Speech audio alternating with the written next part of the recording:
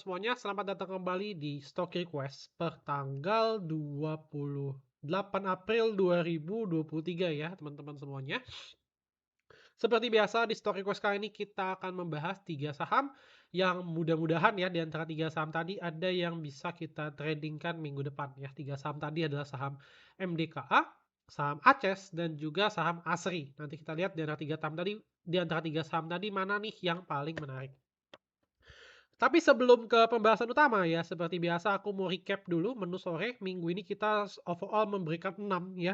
6 menu sore dan kayaknya overall 5 jalan sih ya. 5 dari 6 itu jalan. Cuma memang 2 yang terakhir itu mainnya pendek banget. Ya aku nggak tahu apakah antrian teman-teman sudah berhasil terjual atau enggak. Tapi yang jelas ya teman-teman harus disiplin. Oke, menu sore yang pertama ada Dewi, PTMP dan juga WSKT. Ketiga ini hit target profit ya. Ini kalau nggak salah aku kasih di hari Rabu. Di tanggal 26 ya. Tanggal 26, tanggal 27 hit TP untuk Dewi. Terus kemudian PTMP juga sama. Ya, 26 aku kasih, 27 hit TP juga dan WSKT juga sama. 26 aku kasih watchlist di 224 di tanggal 27 high-nya 5%. Jadi overall lumayan dari 3 menu sore tadi overall kalau misalkan teman-teman ikutan semuanya sudah mendapatkan floating profit hampir 10%. Ya, dan juga untuk menu sore 3 menu sore terakhir itu ada Gia. Ini yang gorengan ya teman-teman. Aku nggak tahu ini teman-teman berhasil kejual atau enggak. Tapi kalau misalkan satu tick aja ini udah cuan, sudah mengalahkan fee sekuritas. Terus kemudian MYTX ini yang gorengan juga. Ya untuk MYTX sendiri ini juga sempat nyentuh high-nya 2,89%. Kalau misalkan teman-teman jual di 70 harusnya udah kejual. Terakhir ada di APLN ini yang belum jalan. Ya, menurutku sih akan segera jalan sih. Cuma ya harus sabar aja. Oke. Jadi lumayan ya overall teman-teman watchlist menu sorenya. Nanti akan aku recap untuk report bulan April ya. Overall sih report bulan April harusnya oke ya.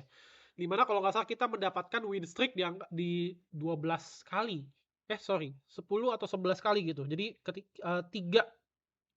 kita kasih 3 ya, semuanya wipe out, hit target profit. Kayaknya cuma loss dikit doang sih. Nanti akan aku recap dan aku bahas di video selanjutnya ya terkait stock request selanjutnya gitu. Oke.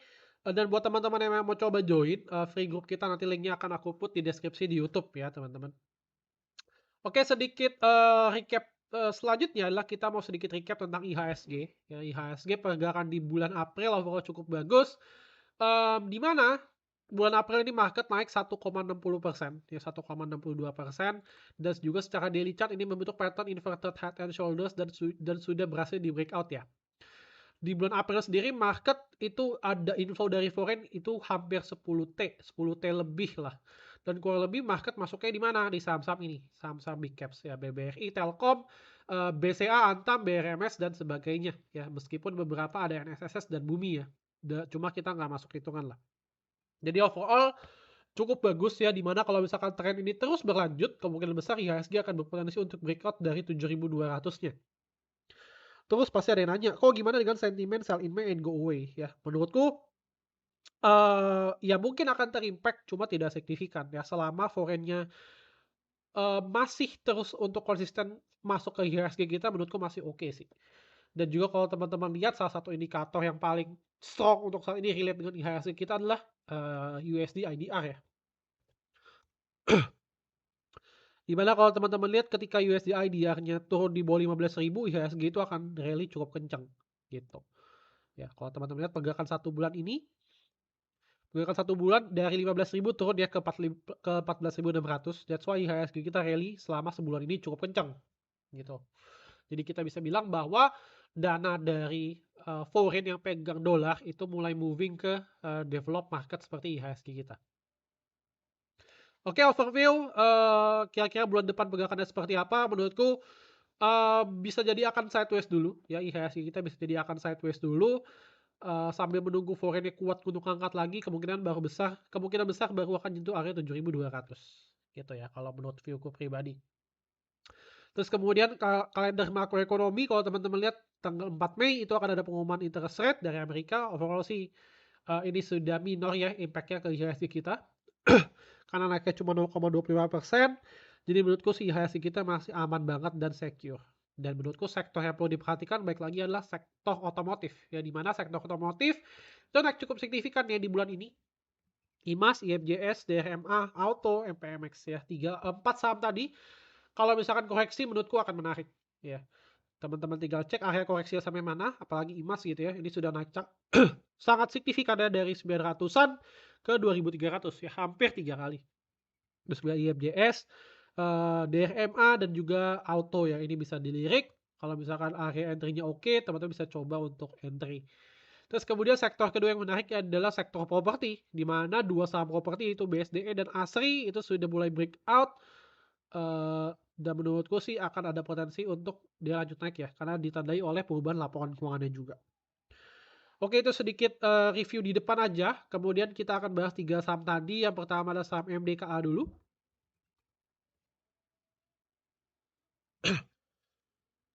Nah, untuk MDKA overall kalau teman-teman lihat tren foreign-nya masih oke. Ya, di mana kalau teman-teman lihat di sini foreign flow-nya cukup bagus ya.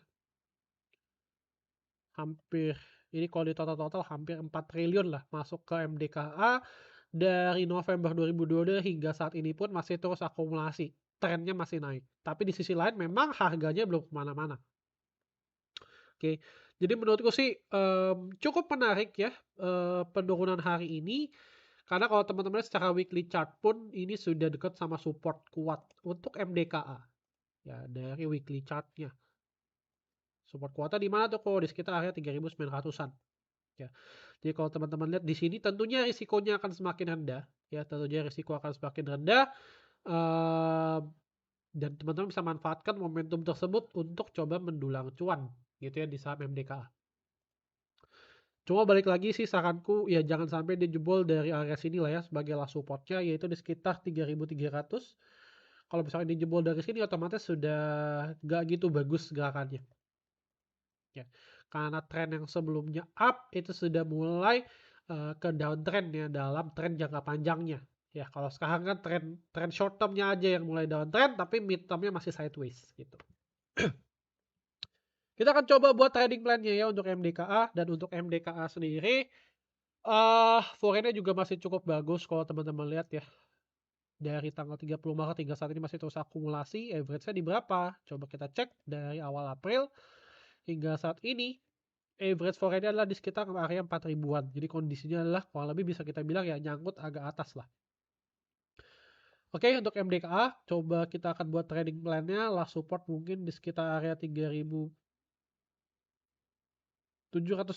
yang terdekat ya. Target price 4.200.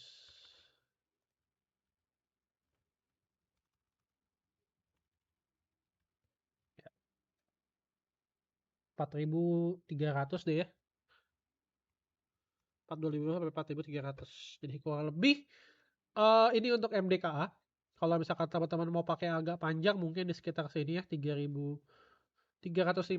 sebagai last supportnya. Cuma ini agak jauh ya.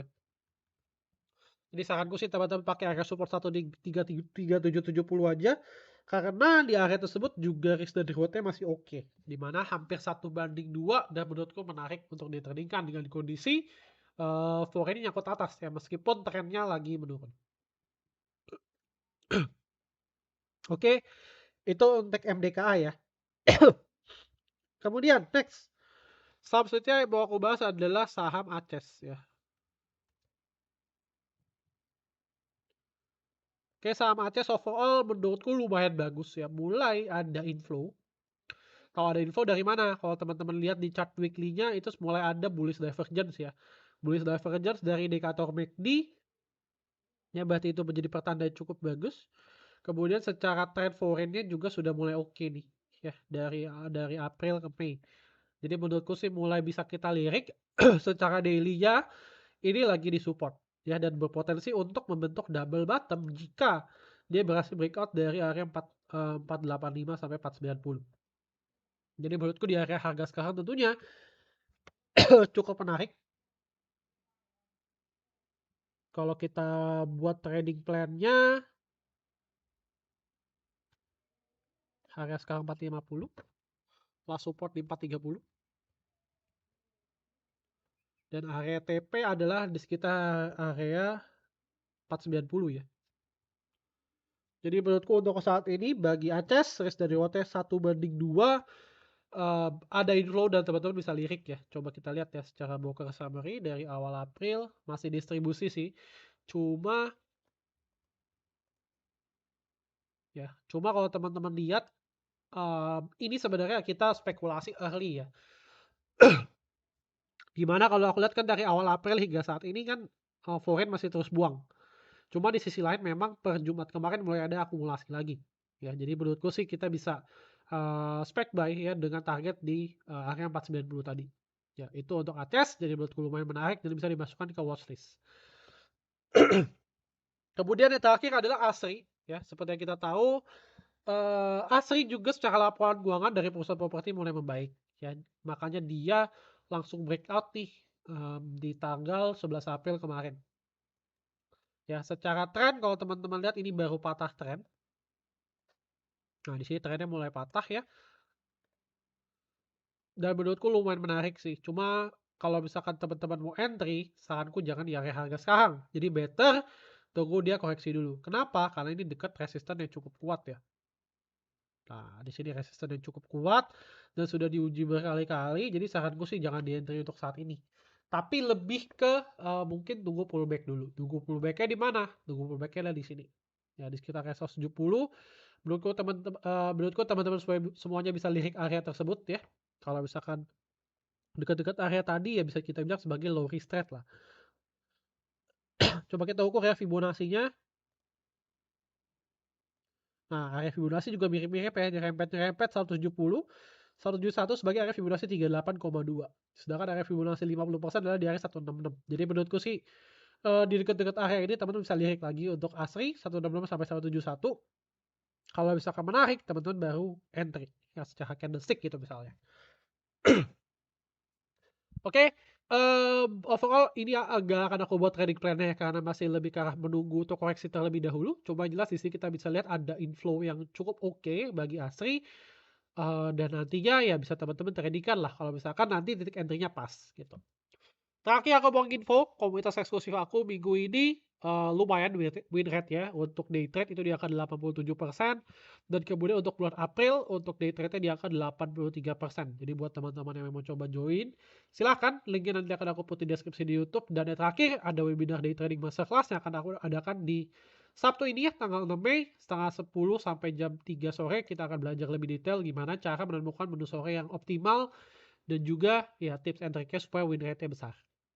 Oke, paling gitu aja teman-teman terkait Toriko kali ini. Semoga bermanfaat. Jangan lupa untuk di-like, di-share, dan juga di-subscribe supaya teman-teman kalian bisa mendapatkan cuannya juga dari market.